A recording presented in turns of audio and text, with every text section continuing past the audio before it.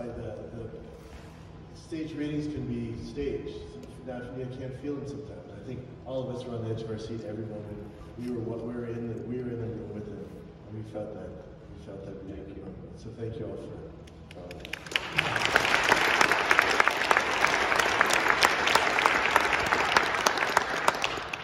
So first, the most, if you can give us just where the piece came from, how did you get to this? It's been a long journey. Yeah. People don't know your Brooklyn history, everything about it. No, so I grew up in Brooklyn and made my bones here in Manhattan, working in the theater.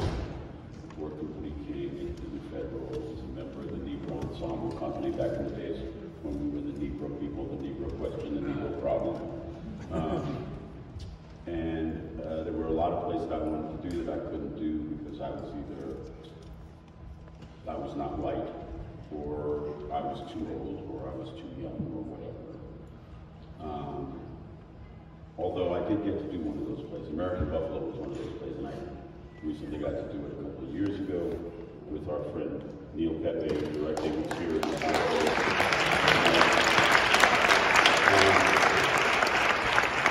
I had a gig. It was a movie I was supposed to do in the 11th hour. My deal was already signed. In the 11th hour, I was basically jettisoned from the movie, and another actor was hired to play the part. And it left me feeling really pissed off. So I started writing in a journal, and I had been journaling a lot, and one day I was writing, and I suddenly started writing in two voices with no intention of writing in two voices. And I had the first scene of Riff Raff, which was Mike and George entering the hideout. And I thought, oh shit. I should keep writing it till this is done. So 8 days later, I had the first draft of the play. That's incredible. And how old were you then? I was like 33 or 34. Amazing. So soon after that, when it came out, let's talk about that. It was a big. Yeah. So I wrote it in May of 1995, 6, something like that. And then we put it up at a theater in LA called Theater Geo. Myself, Titus, and Heavy D, the late Heavy D, played Tony the Tiger. We did it in LA for about 2 months. And the following year, in the fall of 1995, we brought it to Circle in the Square downtown. And we did it here in New York, 30 years ago. And there's talk about, I read talk about making it into a film as well. We did make a film of it. We made a film, we shot a film in 1998 with an actor named Eamon Walker, a British actor named Eamon Walker, playing Tony the Tiger, with me as Mike. Titus played Torch. The late Gregory Hines was in it. Paul Michael Chan, Annabella Sciorra, Paul Calderon, a bunch of folks. And from that long journey to come to here now, how does it, let's talk to Titus too about this, how does it, you've been with it since the beginning, for a long time. How does it feel to you when you're going? It was weird, it was kind of surreal to jump back into it. And I suppose I took for granted that we know this play so well. But that just wasn't the case. I mean, we were just finding things, it's the ghosts, right? The ghosts of the theater, they kind of sneak in and they have their way with you. And so this was a very different experience, and a lot of nuance was very, very different. So I guess you think that with age comes wisdom. I don't know about that. I think it sort of was out of our hands in a very sort of, I'm not trying to be esoteric, but it took on its own life, and we just kind of had to follow it. And I just want to say thank you to Yul and Stephen, who came in to do this.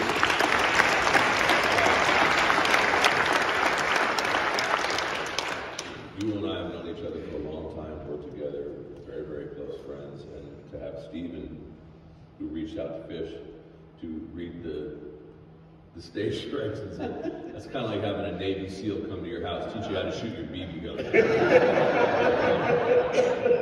So, God bless you both. Yeah, thank you guys. Thanks for having me. Thank you. To that point, can you talk about, for your experiences, because Stephen was there with you, coming to the, how did you come to the piece? And Yeah. Well, I saw that it was happening, and I had worked with Fish before, and I had his number, and I was just like, fuck it. And I texted him, and I was like, if you need someone to read stage directions, I'm down to do it, but if you got someone that's cool, and he was like, great, and I just wanted to be a part of it, you know? I look up to these people, even though I know we're peers, I guess, but, you know, not you, I don't look up to you. Because we came up together. But, so just to be in the room, and I gotta say, like, to be in the room was really, it was gratifying. I needed it. I needed to mix it up with good people, and you know, it's like wintertime and depression and all this other bullshit. I needed to do it. That's why. I'm happy to be stage direction. Thank you so much for that. I look at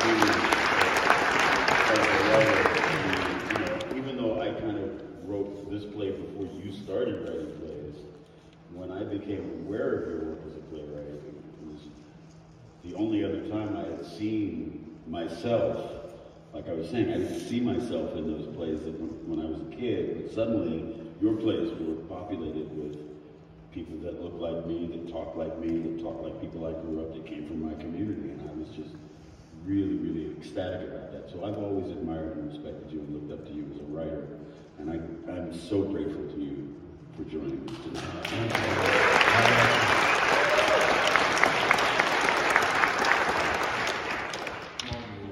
It's your turn. I got asked to do it, and I know Titus and I are close friends, as he said. Fish and I had done a film together, and Stephen and I, like he said, we came up together. I know him 30 years, so he's written 2 parts for me that have been career-altering parts. So I will forever be grateful to him for that. And I read the play and I was like, this play is incredible, you know, and fucking terrifying.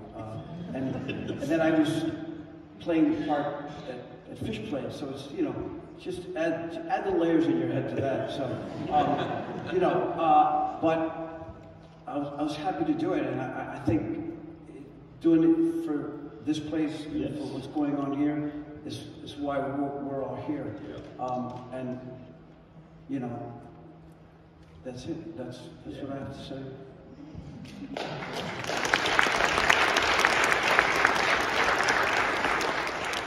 Like the chemistry and the vulnerability you guys, the 3 of you bring to this, and the layers, the complexity, really are quite extraordinary. I had to think also about, we talked about this monument, it's how long this place has been. It's a play about a very different time in New York. Yes. Right? And Yes. So the Chelsea Hotel, the East Village. When the Chelsea Hotel was not as lovely as it is now, and the East Village when it was really rough, and when there was kind of an opioid kind of pandemic that was happening, where a lot of people dying from heroin use back in the 90s during this period of time. In a way that I think now we can romanticize about it. So, but you think the play is so of the moment, you really understand that it was not... And you know, and even something like HIV was, you know, had only really been with us for a decade, you know, and cell phones had just kind of really started to creep into our culture as well. There weren't smartphones, you know, they were just... You like that Motorola tone? You have flashbacks, right? Ooh, it's a flip phone. There's also something I love, is also, as a writer, like it being your first play. It's just an extraordinary work. Thank you. And your big monologue. The poem, yeah. Thinking about, were you inspired at all by P.D. Wheatstraw, Dolomite Leaf? That poem is actually one of those traditional poems that came out of jail. there was a guy I used to hang out with I used to call him 2020 Mike, because he had this kind of sixth sense. He always knew when I was going to show up. He basically worked in one of those little shops in the Lower East Side that sold weed. And one day he spit this poem at me. And I was like, where the fuck is that from? He said, oh man, that's some old jailhouse shit, you know. I was like, what? I was like, write that shit down. He wrote it down, I wrote it down. I was like, it's a tradition. I mean, I think it's like feeding wheat straw, like Dolomite. It's out of that tradition, it's out of this African American tradition. And we don't really know who wrote the Signifying Monkey. We don't really know who wrote the Brer Rabbit stories. We don't really know who wrote Anansi the Spider, but we know our ancestors brought those characters with them. And they morphed and changed when they were incarcerated. And they came out as, you know, there was a 50s version of it. It was called Della Du Fontaine. The same poem, it's the same story, but it's kind of in like 50s jargon. This is kind of like 60s and 70s jargon. My first ever piece was about Stagger Lee, and I was definitely insane. Oh yeah. Okay. Right. Yeah, so I think that's, as a play, also the way you're writing the play, that's such a hint that you're not, that we saw out of the game. You know that poem, you know what I mean? Yeah. It's like, you know, listen, it's just a really beautiful, it's that surprising inevitability at the end that you're not who you seem like.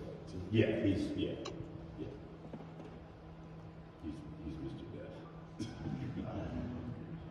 Amazing. I'd love to open up to questions from the audience. I'm sure there are. Oh no, keep your hands up. There are two of us with mics.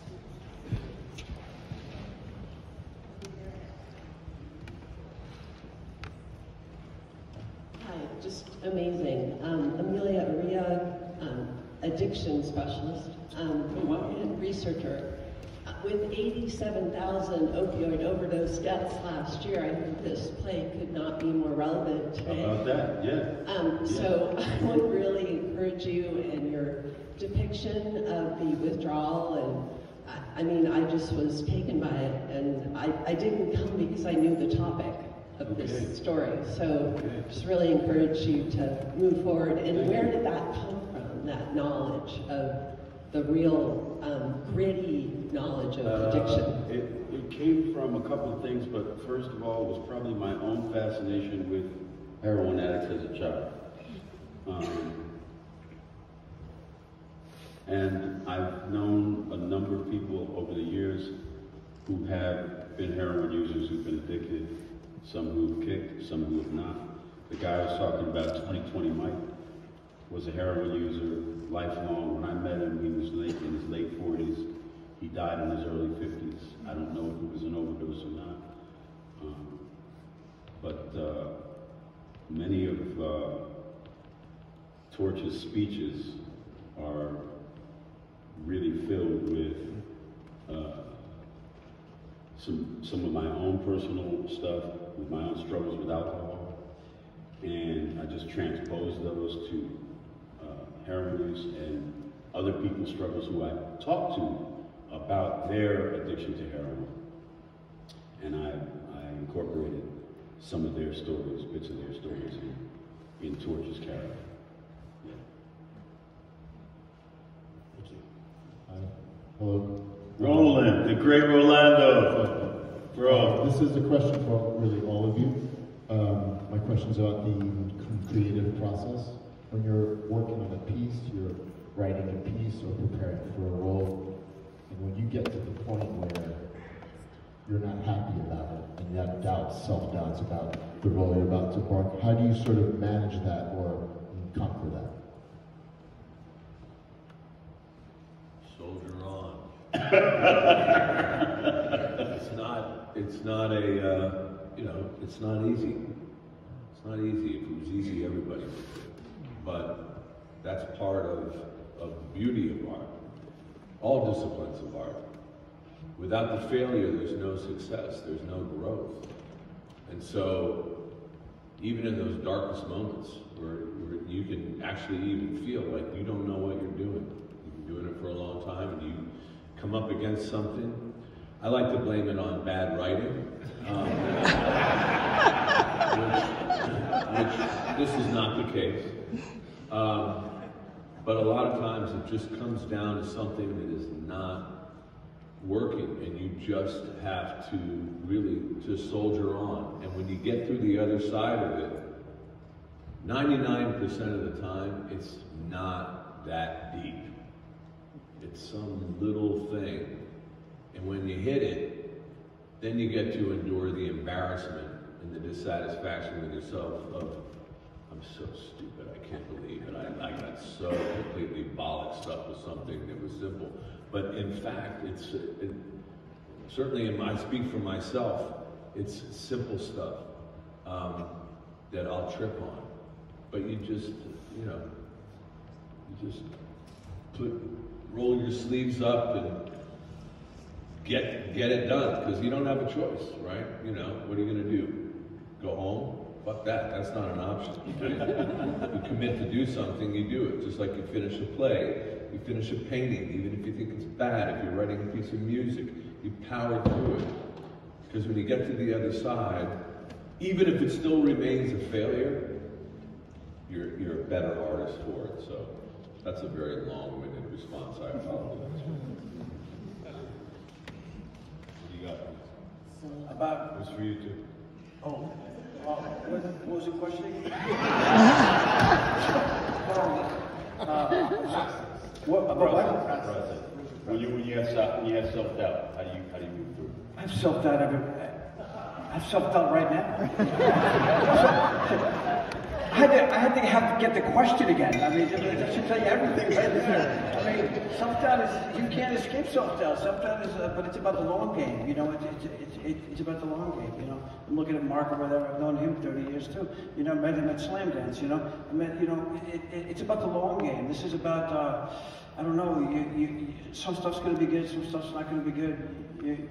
You're gonna get scripts that aren't good, and your job is to make it good. I mean, that's the fucking job. I mean, so, especially, whatever, in films and stuff, but, you know, if you can do anything else other than create, then you don't need to create, then go do that. I mean, then you go do that, you know, but if you have to create, then that's your answer. So you have to continue, even when you're hitting your face against the wall, people are kicking you, and people will fucking kick you.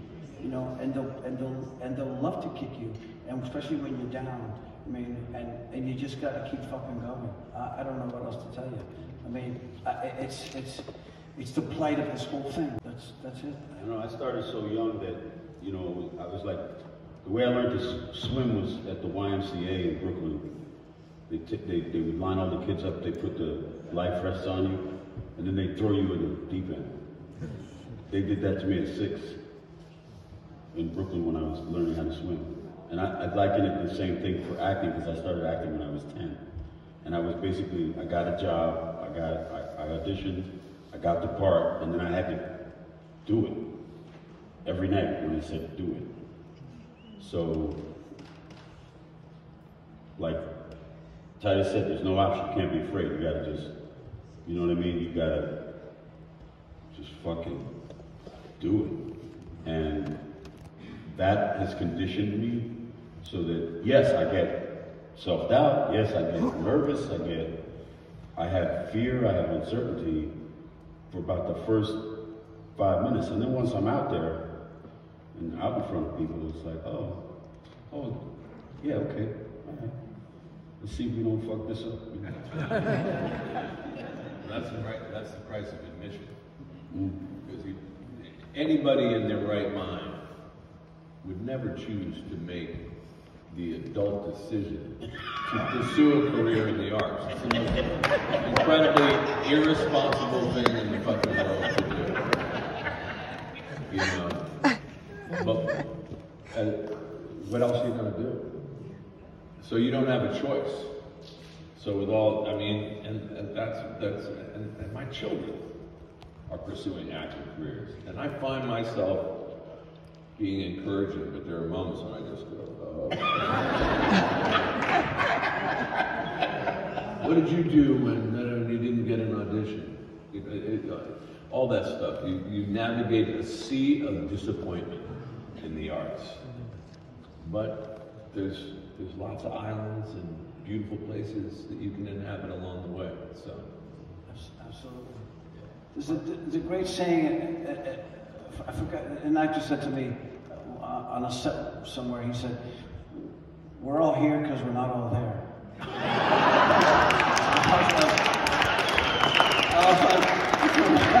I was like, wow, bullseye. I love that. Bullseye. I was like, incredible. Stephen, from the writing set, from the Yeah. set. I mean, I think what they say is, as an actor, it's your job, and your job is to not just to show up and say the words, but to be able to play, hit the ball back and forth. And so in the times that I've been working in film and television, I've squatted over many toilets and little bathrooms on my knees and prayed to God, let me be of service to the scene partner, you know, and do the work, you know. With writing, if I get really stuck, often I'll take out a piece of paper and I'll say, why am I writing this play? And because sometimes I need to remember why I'm writing, what's going on, like what hurt so much, or what was so inexplicable to me that I felt I had to explore it. And most of the time the answer comes, and it helps. It's like, oh yeah, it's about this, I'm trying to do it. And if there's no answer, it might be like, all right, fuck this play, you know, do something else. But that doesn't happen. That doesn't usually happen. So yeah, I don't know if that's helpful, but. Thank you. One sec, we have someone. Hold on one second. Hi. So, it's on? It's on. So, I saw the play 30 years ago.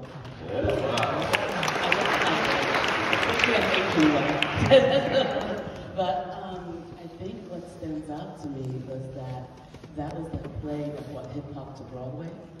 You know? Oh, wow. Were we on Broadway, Jim? No, off Broadway. I mean, we brought hip-hop to the theater. Yes. Like bringing Heavy D in. And Yeah. I remember being in the audience. Yeah. And it was the first time I felt represented in the audience. Okay, cool. Whereas with a lot of young people, a lot of us dancers went to see it. Right. And because Evie was in it. And so that community was there and they were in the theater. So and I think that broke ground for a lot of other hip-hop artists to then go into acting, to try for these roles. Now we have Method Man, everybody takes it for granted. 50 Cent, everybody takes it for granted. But I think you helped break that ground. And I just want to recognize you for that. Thank you, bro. Titus, 30 years ago, you were amazing. I left the theater worried about you because I said, there's no way he's acting. He's really strung out. And you still brought it today, so thank you.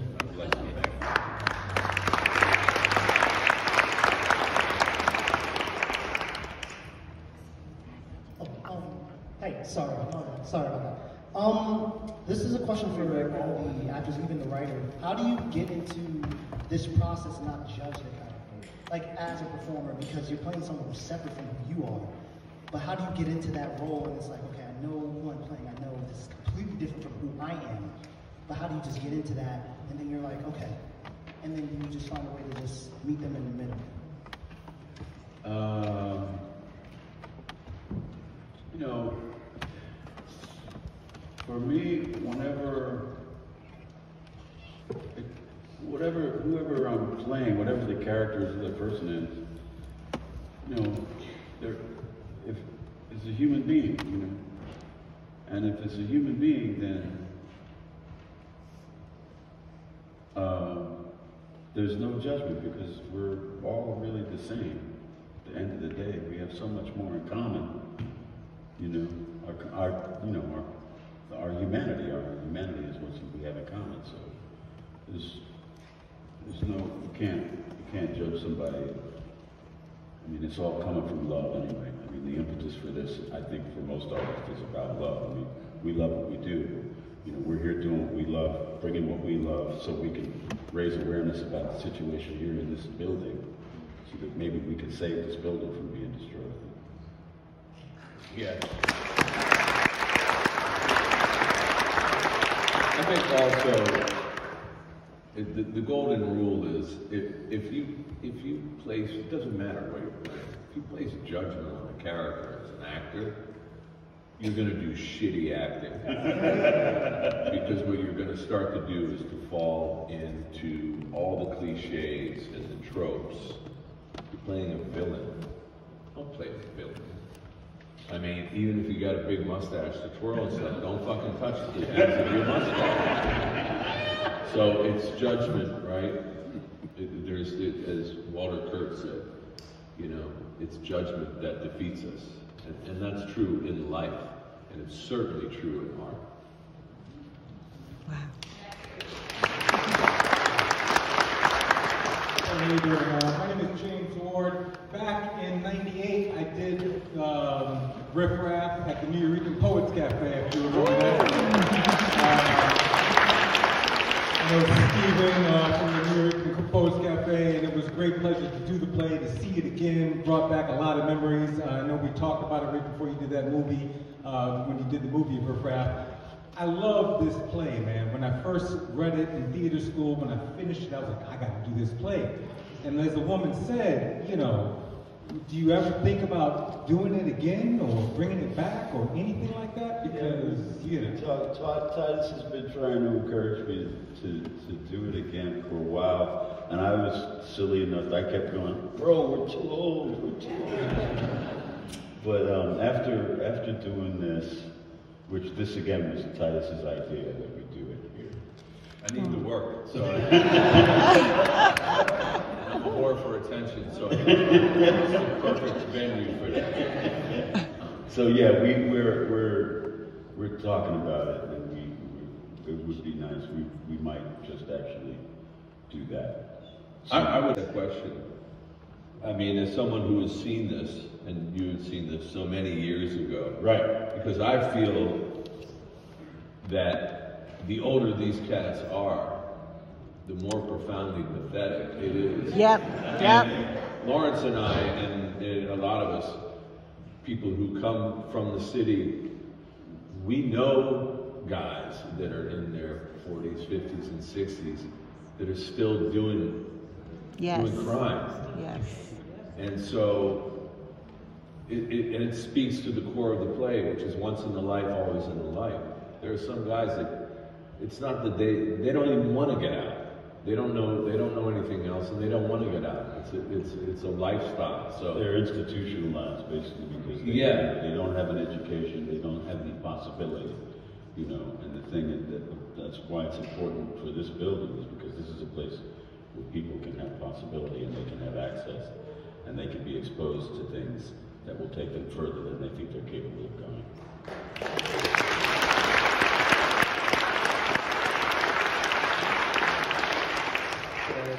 I think that it really resonates today because also there's the sexiness of that life. They don't want to be squares, right? Yeah. Right. So if they have a laundromat or the life, it's like, please. Yeah. Right. So I think I know you just brought 110% here. Just when you couldn't wrestle, you couldn't do any of the things. There's all this active stuff in the play, right? And it plays beautifully. Thank you. Thank you. Thank you. Yeah, 3 more questions, and we know that that's not enough, but we also will get your closing remarks from each of the artists and Trey, who is also getting ready. I wanted to follow up on a couple of things you talked about.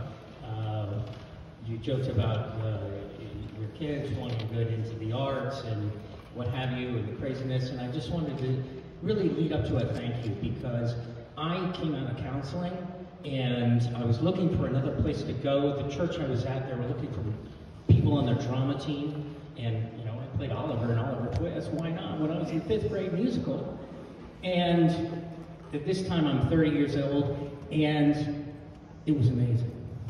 It was absolutely amazing. I was so grateful. I eventually moved to New York. That was in the suburbs of Chicago. I moved to New York. I did a couple of Off Broadways. I played Christopher Wren in The Mousetrap out in Brooklyn. It was absolutely fabulous. I'm getting there. And so I remember a friend recommended me this book called Audition by Michael Shipman. And one of the things he says is, if you don't need this business, get out, because there's too many people that need it.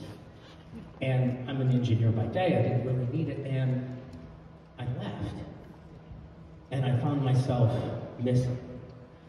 I found that this is my therapy. And I look to this place for all it does, the Sunday Writers Group, moments like this. They're so important to people. And I'm not the only one that just needs that continual artistic expression, that discovery. And for that, I want to say thank you. Thank you so much. This is why this place means so much to so much of us. You're welcome. Thank you.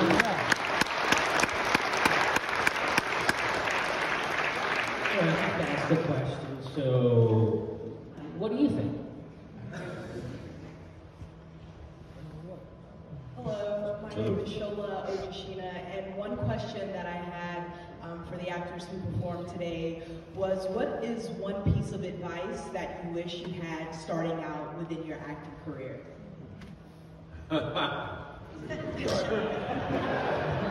Very legitimate question. That is a great question, and I don't really think that I don't think it would have helped. I don't think I would have been receptive enough to take whatever that piece of advice would have been. And also, I'm very blessed.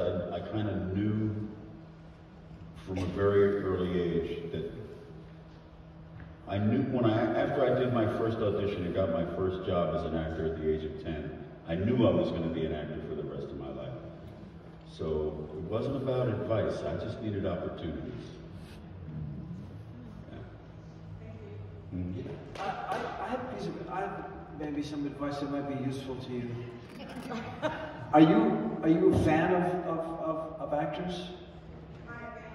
Yeah, there's other actors that you really admire? Have a North Star that is your target. Have whoever it is, you're like, I wish I had a career like that person, and just have that as a target, and then your career's going to go like this, because you're going to play in different ways, but you have a North Star that you're like, that's where I'm headed. That person is somebody I admire, and I want to do work like that person does. That's a great piece of advice. Where were you when I needed you? You know what? You didn't call me, Tito. You didn't call me. I was waiting for you. Sorry, I didn't even eat because I didn't want to be chewing. I'm not that much older than you. No, take that with you. So one last question. Well, first of all, thank you. You're welcome. Can't hear you. I'm going to do a film nerd question. So that poem, I mean, was powerful. Yeah. But as I was listening to it, I remembered I heard it before in film. Yes. And it was deep cover. Yes.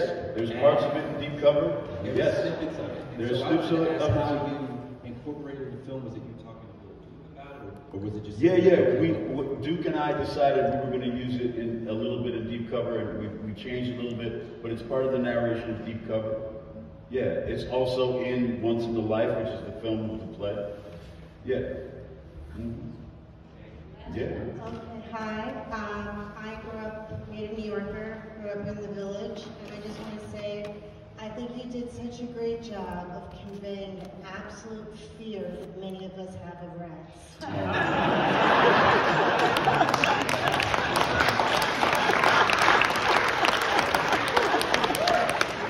Thank you. Yeah, these are characters that if you encountered them on the street, you would walk to the other side of the street to avoid them. But no judgment. Any closing remarks from any of you? Closing remarks. Well, you played a lawyer before. Sure, that's right, yeah. The only reason to do a play is for the drink afterwards. Trey, anything you want to share before I say something? On a serious note, I would say, look at the condition of the world that we are in right now. It's pretty fucking bleak. But one thing that we know, and this speaks to what goes on in this structure, it goes back to the earliest days, right, of us as a species. Art has always been there from the beginning, when the first person scratched pictures of antelope or elk or what have you, or things on a wall. Art is an integral part of the survival of us as a species. Right? And it's not just pure escapism, going to the movies or looking at art or listening to music or reading beautiful poems. It's in our DNA. It goes back to our primordial selves. And we look around, and what we are seeing is the complete dismantling of humanity in our country, and not just in our country, globally. And it's a sad state of affairs. And I think we need art now more than ever, because it is a sword. You know? It is the sword of truth, and it enables us to examine our humanity and examine what we are willing to do to make it through this. And we will survive. We will survive. There's a great poem by the poet Kenneth Rexroth called For Eli Jacobson. And there's a line in that poem where he says, "It is good to be brave, nothing is better. Food tastes better, wine is more brilliant, the sky is bluer, girls are prettier, but only for the brave." And I believe that, and I'll leave you with that.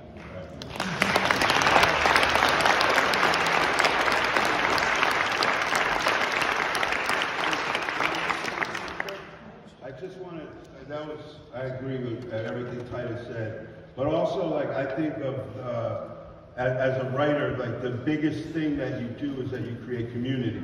Yes. Right? You wrote this play as a result of that. A community forms to perform it. You perform it for an audience, and another community receives it. And that is the thing. And for me, after the political landscape shifted so fucking radically, I think that the importance of community, that, like, showing up is resistance. Right. You know? Yeah. And that I think that there's a lot of people that want people to be at home, afraid, or like, you know, using legal or illegal drugs and watching Netflix. Mm-hmm. And so just showing up is resistance, and community is so important. So I say thank you to all of you. Some people pay a lot of money, some people got in for free, whatever, but you came, and the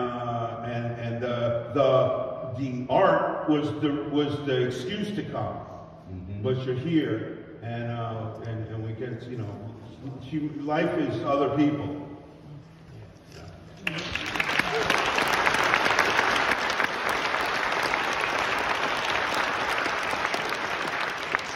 You talk about holding on to a North Star. Many of us in this room, and hopefully many more of you will join us, and there are petitions, if you haven't signed them, please do. Because we have a very clear North Star at the center at Westmont, which is to preserve this landmark building. And we will take whatever terms come, and we will hit certain walls. But because it is very clear that just what you said, Stephen, we as human beings must have this space. We as human beings shouldn't be just watching films at Netflix on our phones. But this afternoon, when you watched people watch Ferris Bueller's Day Off, going back in their history and remembering where they were, just think about how precious what you said was remembering 30 years ago seeing Riff Raff. Imagine, this building has been here since 1884. All that has transpired, all that it brings back in the minds of someone who grew up in this neighborhood. When I met Stephen, he recounted to me the role it played. So for all of us, we have an obligation to ensure that just as they're reconsidering doing the play, but made sure to do it 30 years later, that we preserve this building, because that's what we deserve, and that's what the next generation deserves. Thank you for enabling all of us.